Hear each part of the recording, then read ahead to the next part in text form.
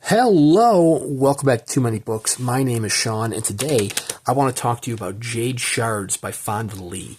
This is a short story collection, a very tiny short story collection, both in terms of trim size and page count, that was published by Subterranean Press back in 2023. It collects 4 different Green Bone Saga stories that Jade Lee had written, that feature all sorts of characters that you know and love from the whole Green Bone trilogy. But primarily Jade City, because all these stories take place before Jade City. So, I mean, you have more characters added in the sequels, but they're not going to be in these short stories here. So, right now, this collection is completely sold out, and the only way to read these is to buy the book on the secondary market, which is a damn shame. Apparently, Jade Lee used to have a Patreon account, and 3 of the 4 stories here were posted to her Patreon account. Then the Patreon is no longer active, and now they appear to only be collected within this collection, along with a new short story, Granddaughter Cormorant. But let's dive in. I'm going to tell you a little bit about the short stories. If you are a fan of Jade City, I mean the Green Bone Saga in general, but primarily Jade City, because these are all prequel stories to Jade City, then you should go out and find a copy of Jade Shards. Hopefully Fonda Lee does bring this to a trade release at some point. That way more than 1,000 people, more than 1,250 people will be able to read these stories for themselves. So this is, like I said, the signed edition for Subterranean Press. I'll go over more details about that when we're done talking about these short stories. So there is an introduction here from Fonda Lee explaining that all of these stories were written as almost like a side piece for her. She wanted to kind of explore the world of these characters as she was completing Jade Legacy, the final novel in the trilogy. They are presented here in chronological order. So the very first short story, The Witch and Her Friend, is the earliest short story in the Green Bone Saga. This is a story of Ait Madashi. Madashi is very much a antagonist through the Jade City and the whole Green Bone Saga. And this shows Mata, as she's more colloquially known, in her school days. But what's very interesting about The Witch and Her Friend is that it's not necessarily about Mata. I mean, it is, but it's not told from her point of view. Instead, the entire short story is narrated by Andon's mother. Andon, how you pronounce it, is a character that you probably know and love from the Green Bone Saga. He's one of my favorite characters from the series. And you know that his mother had a troubled time. But we never actually got to know his mother. She had passed prior to the start of Jade City. But we actually get to see her as a young woman here, kind of explore more detail her past and her upbringing and what brings her to be the woman that she was prior to Jade City. And it's a very, very interesting tale. It's kind of almost in little snippets. You know, you have a few paragraphs at an early age, and then, you know, you flash forward several years, and you have another few pages of another period of their time. Then you flash forward another few years, have another few pages of, like little snippets of their story. But what a remarkable story it is.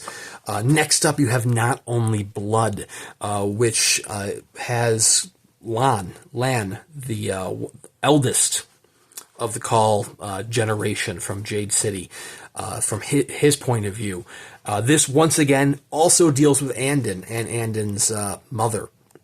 It deals with what ultimately brings Andon into the Call family, and it is just absolutely required reading if you enjoy Jade City. I mean, wow, what a good short story. Next up, we're switching to the next of the siblings. Next up of the Call siblings, Hilo. As you know, he is in a relationship with Wen, the Stone Eye in Jade City. This is the short story explaining the start of their relationship. Also, interesting enough, I believe, and I could be mistaken on this, I believe that this almost ties in to The Jade Setter of Janloon, which was a standalone novella that Fonda Lee had published, also through Subterranean Press. At least I believe it is, when the Mike brothers go to have their Jade set I believe that is almost a tie-in directly to the Jade Setter of Janloon, perhaps where that story takes place. Or it could just be another coincidence of them going to the Jade Setter. And then finally, you have Grandadder Cormorant, which deals with Shay, the final of the Call children. And it deals with her young years, her leading into her rebellious years, and what is the lead up to where she is at the start of Jade City. Like I said, I can't really go into more details from there without spoiling what happens in Jade City or spoiling some of the circumstances surrounding it. But honestly, Shay could have an entire novel or entire collections written about her alone throughout her adolescence and young adult years, and I would absolutely read every page of it. I mean, I did a full book review for the whole series on this channel. I did one for all 3 of the Green Bone titles, the main titles, and I did one probably like 2 years ago at this point for Jade Setter of Janloon.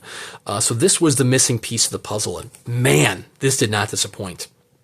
I mean, I even said in that original Green Bone reviews that Jade City, the first one, which is like The Godfather meets like mysticism and kung fu, was my favorite of the trilogy. I had kind of diminishing returns with the second and third one. I still enjoyed them. Jade War's an absolute masterpiece as well. Jade Legacy, I felt there was too much for one novel, but man, Jade Shards was a throwback to what I loved about Jade City. I just absolutely adored the stories in this. Like, if you're a fan of Jade City, you need to go out and find a copy of Jade Shards. I mean, I know Fonda Lee has moved on to other titles. She's done, I know she did some like a standalone novella that has nothing to do with Green Bone. Her and I believe it's the granddaughter of Bruce Lee, or maybe it's Bruce Lee's daughter. It's some relation to Bruce Lee. They just did a young adult novel that is very Bruce Lee inspired. So Fonda Lee has moved on to other projects, but man, Jade Shards is just absolutely well worth the read if you are a fan of the Green Bone Saga and you want more within that realm. I really sincerely hope that Fonda Lee not only does a trade release of this, but expands upon the Green Bone Saga. I mean, there are more stories to be told. She could write an entire full-length collection of stories in this world, and people would eat it up. It would be well-deserved, and it would receive all the praise. So like I said, if you are looking for a copy of the Jade Shards, you do have to go on the secondary market to pick up a copy. I don't think it's going to be too expensive, but you have to go to the Subterranean Press one. It is a very nice publication if you do pick it up. Nice little jade end papers here, nice cloth-bound book, and of course it will be signed by Fonda Lee as well.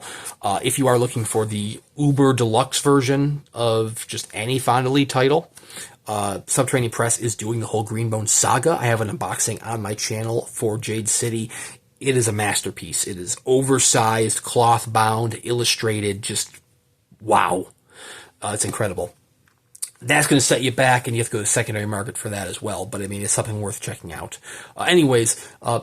Be sure to subscribe to the channel here. I do at least one book review a week with plenty of unboxings in between here and there, such as, like I said, Fonda Lee unboxings. If you want to see the broken binding editions of the Green Bone Saga, I have those on the channel. I have all sorts of stuff on here to keep you entertained. But anyways, thank you guys very much for watching. Please check out Jade Shards by Fonda Lee, and we'll see you around next time.